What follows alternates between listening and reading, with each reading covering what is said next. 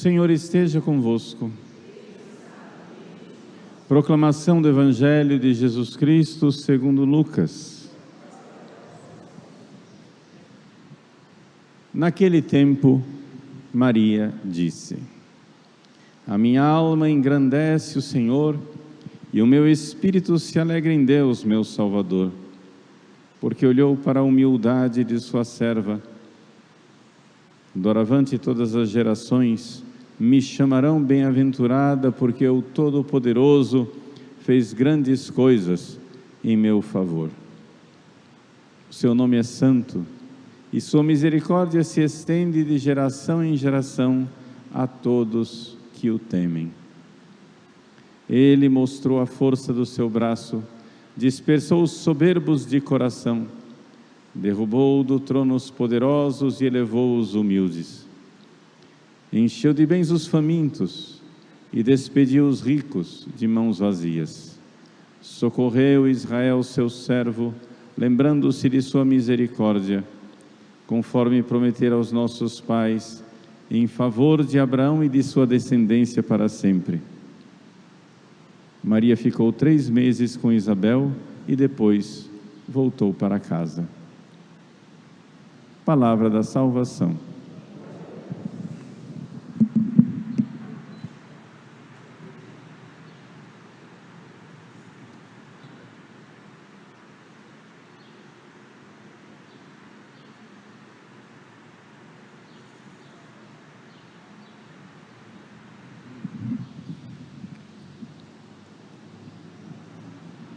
Meus queridos irmãos e irmãs, o Evangelho de hoje é o Magnificat, esse belíssimo hino que, segundo São João Eudes, é o hino do coração imaculado de Maria. O coração de Maria se expressa em toda a sua plenitude. São as palavras mais detalhadas, longas, íntimas e delicadas que nós temos do coração de Nossa Mãe Santíssima. Se nós queremos conhecer o coração de Nossa Senhora, precisamos meditar muitas vezes o Magnificat. E é por isso que a Igreja reza o Magnificat todos os dias. Na oração de vésperas, na parte da tarde, a Igreja reza esse hino da Virgem Santíssima. A Igreja quer unir o seu coração a esse coração imaculado que exulta de alegria. E o que é que nós vemos nesse hino do coração de Maria? O que é que isso pode nos ajudar a celebrar o Natal? Vejam, é um hino de exultação, é um hino de louvor, de glória a Deus. Antes mesmo de os anjos pronunciarem o seu glória a Deus nas alturas e paz na terra aos homens por Ele amados, Nossa Senhora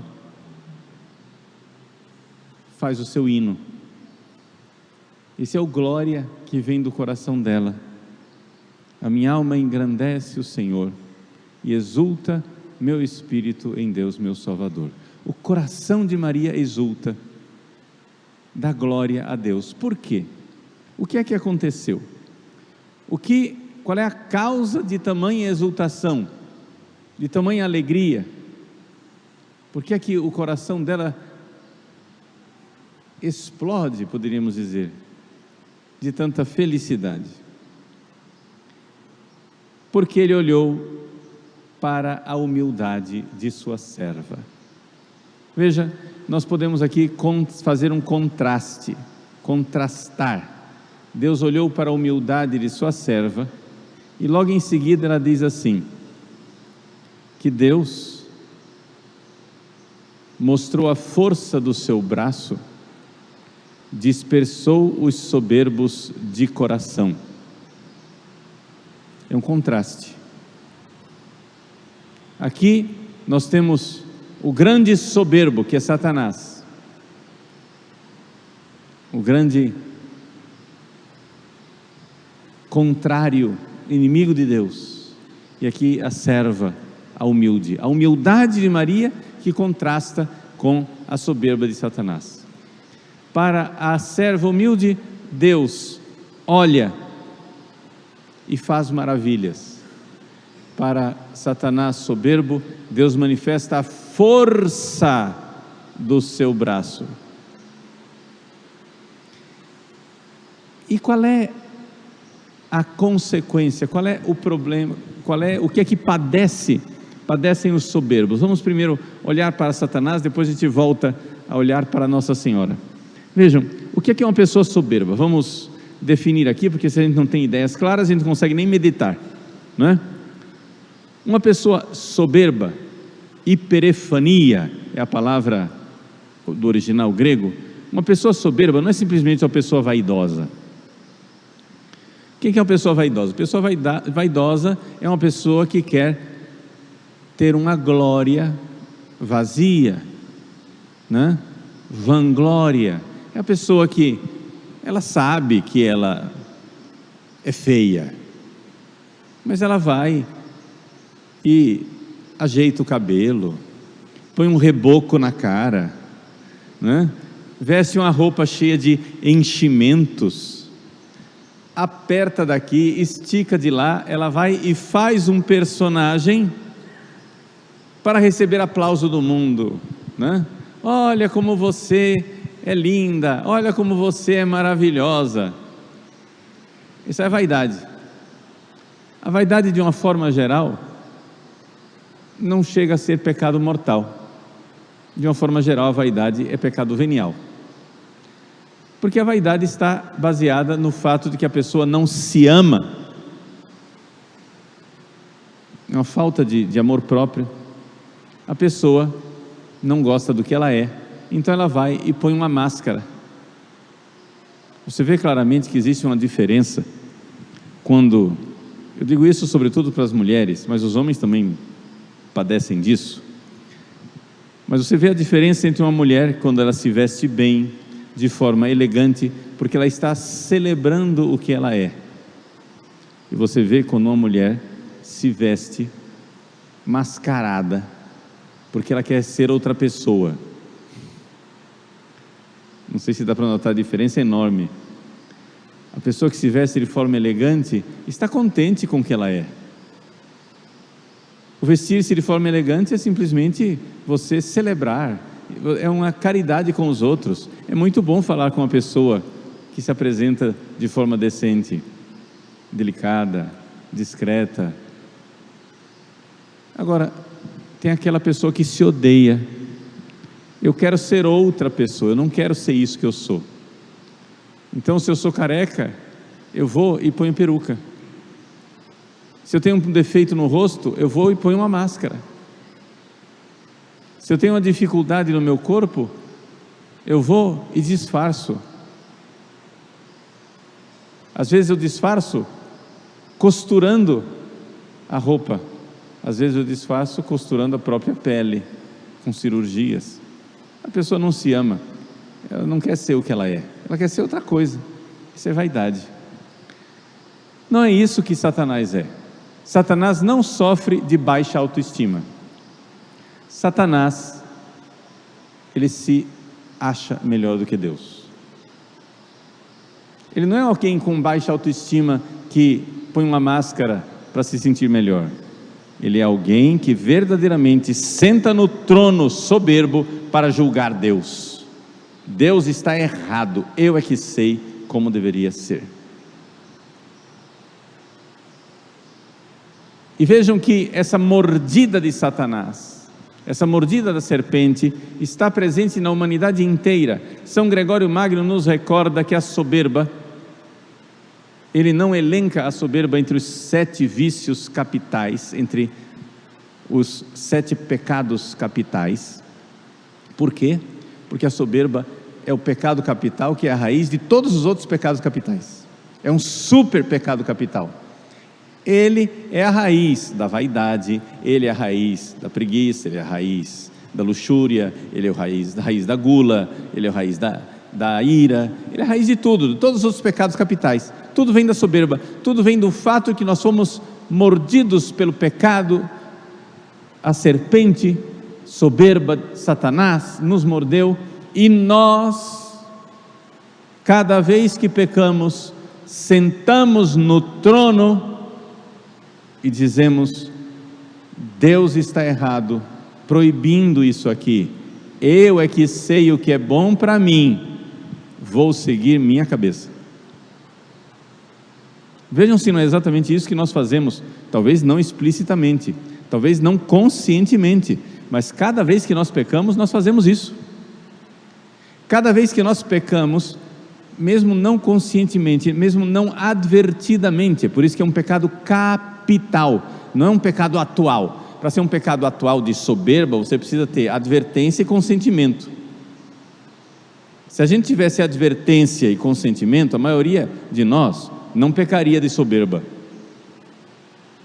Se alguém dissesse assim, se viesse a advertência, Deus está errado, etc e tal, viesse esse pensamento, você diria: Deus me livre, renuncio, cai fora.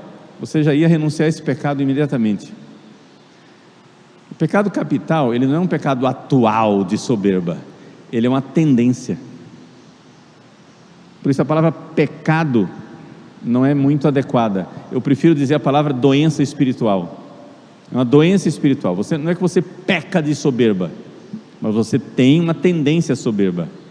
Você tem uma inclinação soberba. E a inclinação é de julgar Deus. Você olha para o cenário do país e você começa a pensar coisas loucas do tipo: se eu fosse Deus, eu não teria feito assim. Veja que você está julgando Deus. Ou então você fica questionando Deus: onde está Deus nessa hora? Eu rezei, fiz novenas, me despedacei diante do altar, fiz 1000 ave-marias, fiz isso, fiz aquilo, onde está Deus que não me responde? Veja, você está sendo soberbo, você está julgando aquele que na verdade é quem julga você. E por isso então Nossa Senhora diz no seu hino: dispersit superbos mente cordis sui. Deus dispersou os soberbos nos pensamentos do seu coração.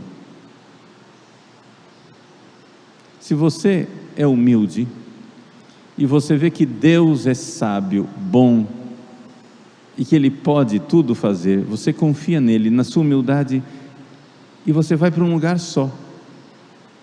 Se você, ao contrário, é soberbo e começa a julgar Deus: se eu fosse Deus, não haveria pobres no mundo. Se eu fosse Deus, não haveria doença no mundo. Se eu fosse Deus, não haveria tal e tal coisa. Você vai julgando Deus. Aí você vai e escolhe o pecado.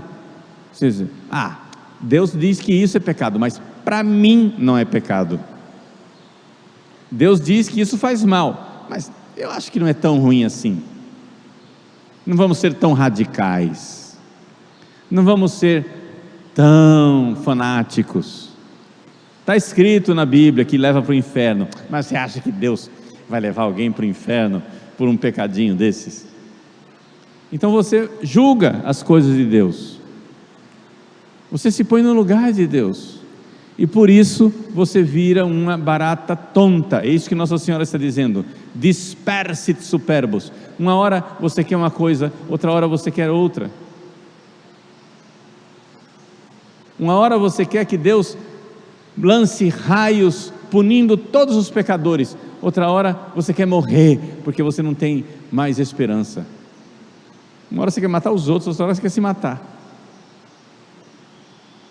Uma hora você quer se entregar aos prazeres, etc. Outra hora você não tem prazer nenhum pela vida e quer ficar no fundo da cama e quer que o mundo desapareça.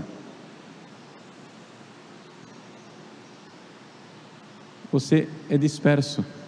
Por quê? Porque você quer seguir sua cabeça louca. No original grego está escrito que Deus dispersou os soberbos na dianoia, na mentalidade, na mente, na forma de julgar de discernir, no discernimento do seu coração, cardia, da alma, ou seja, a sua alma fica perdida. Quando você não se humilha diante de Deus, quando você começa a julgar Deus, o que acontece é que você se torna louco. E por isso você vê as pessoas enlouquecidas, ensandecidas completamente. Vamos olhar para Nossa Senhora para aprender qual é a atitude que nós devemos adotar nesse Natal e sempre em nossas vidas.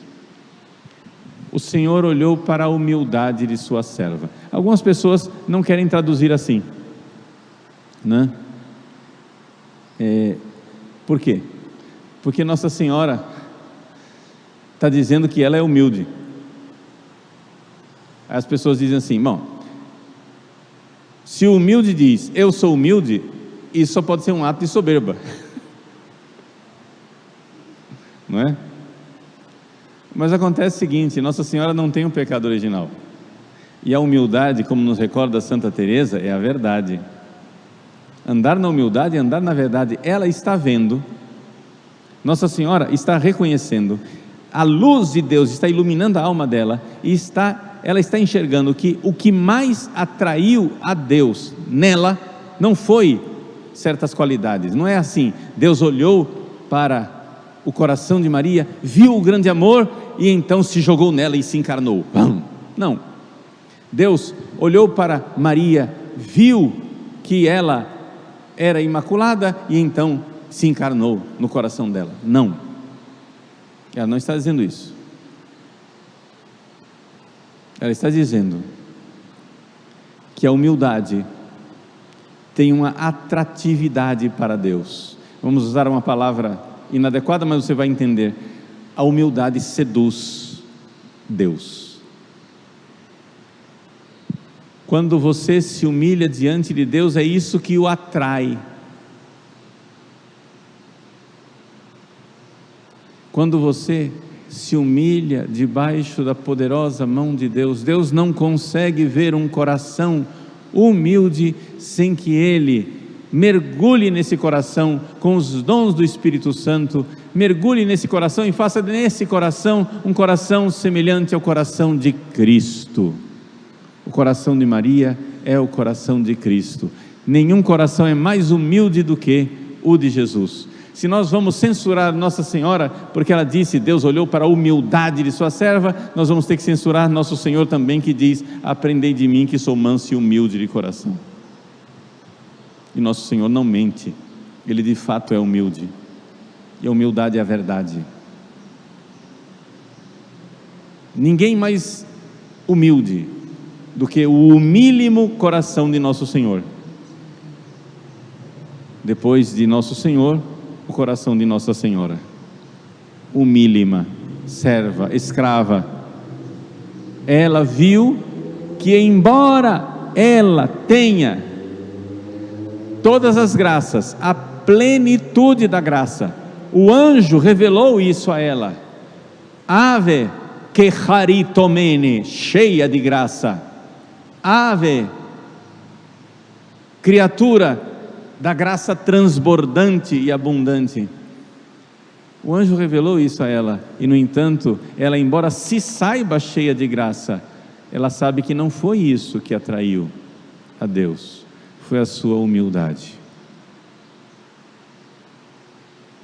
E por isso Deus, no Natal, se humilha. Tende em vós, diz o 2º capítulo da carta aos Filipenses, os mesmos sentimentos de Cristo Jesus. Tende em vós os mesmos sentimentos de Cristo Jesus. Embora fosse igual a Deus, não se apegou ociosamente a essa sua igualdade, mas se esvaziou a si mesmo, ex inanivit, e se humilhou, humiliavit semetipsum, humilhou a si mesmo. Jesus é a humildade. E por que Deus ama a humildade? Porque é a humildade dos filhos e das filhas, que reconhecem que tudo receberam do Pai, que tudo é graça, que nada do que eu sou e tenho é mérito meu, porque até a possibilidade de merecer é uma graça. Deus nos dá a graça de poder merecer alguma coisa. Tudo é graça. Tudo, absolutamente tudo. Então, qual é a atitude que nós devemos ter no Natal? Ao invés de você se mascarar vaidosamente, ao invés de você querer ser outra pessoa como os vaidosos, ao invés de você se sentar no trono para julgar a Deus como os soberbos,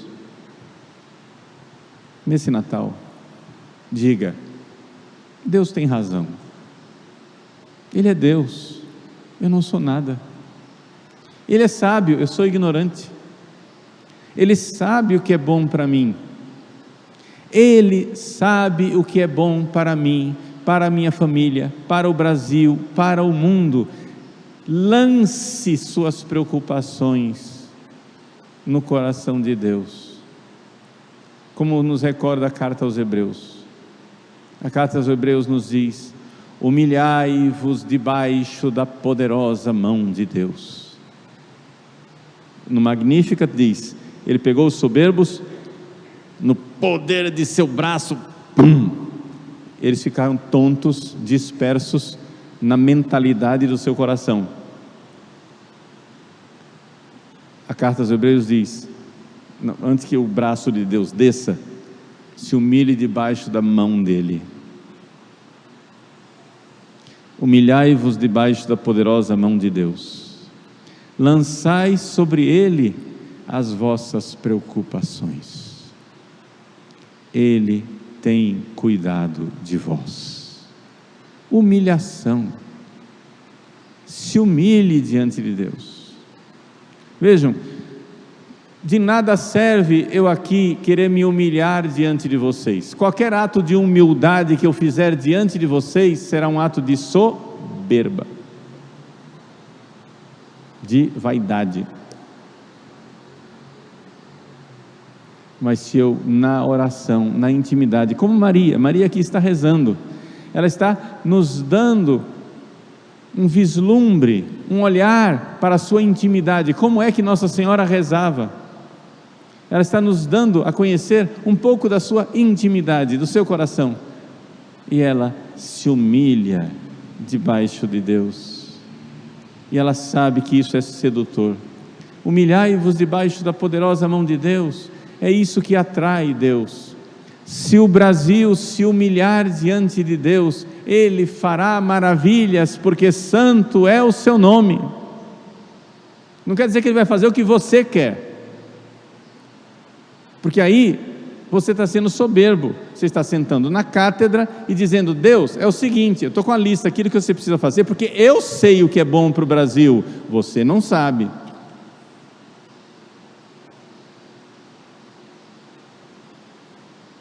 Não é isso.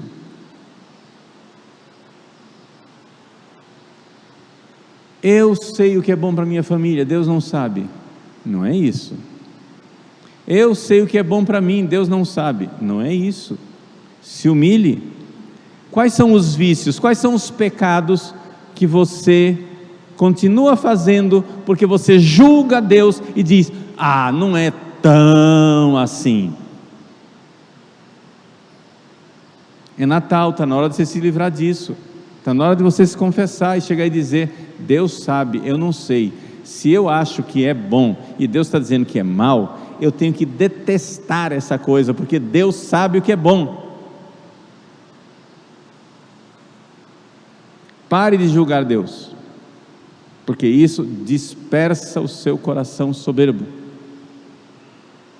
e o castigo do soberbo vem com a sua própria atitude.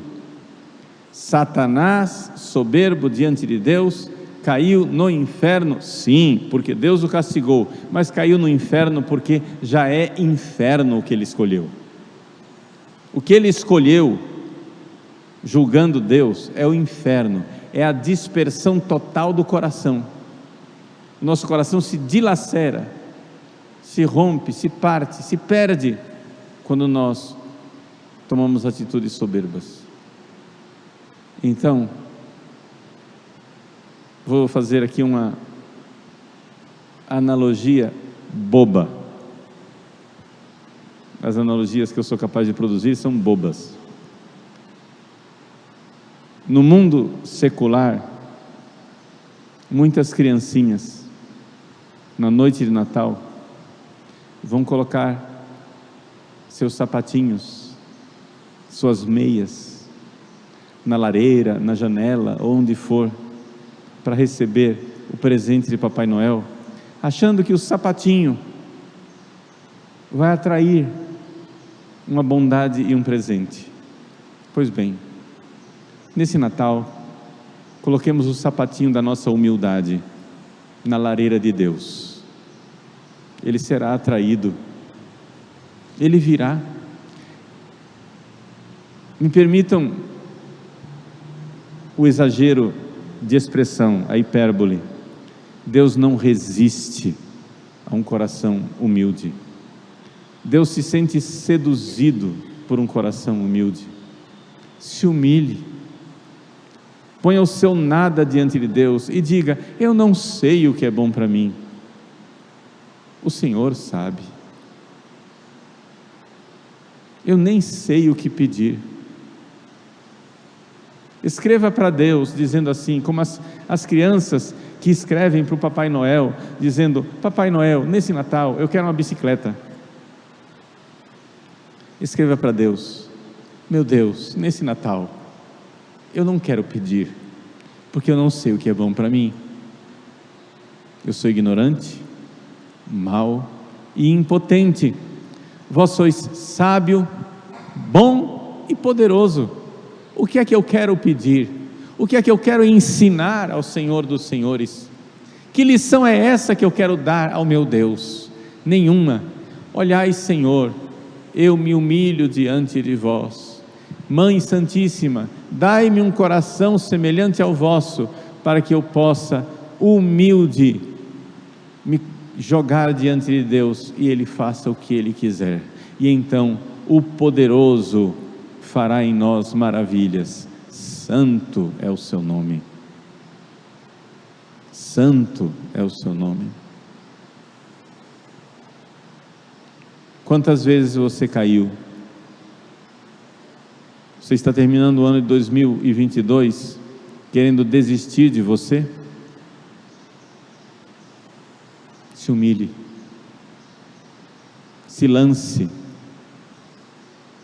humilhai-vos debaixo da poderosa mão de Deus, lançai sobre Ele as vossas preocupações, Ele tem cuidado de vós.